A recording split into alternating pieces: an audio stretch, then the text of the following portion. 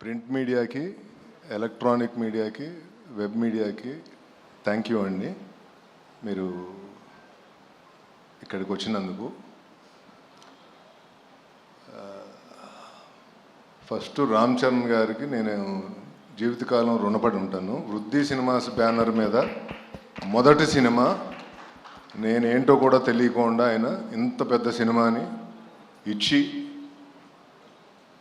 ఈ అవకాశం ఇచ్చినందుకు ఆయనకి ఎప్పుడూ రుణపడి ఉంటాను.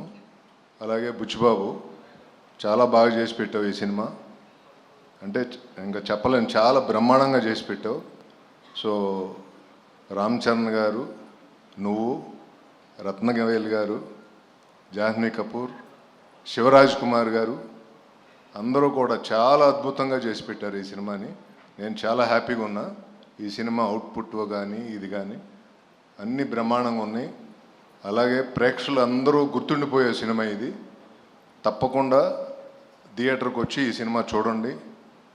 ఈ సినిమా ఒక ఏం చెప్పాలి, మీ experience commercially very emotional ride ఈ సినిమా.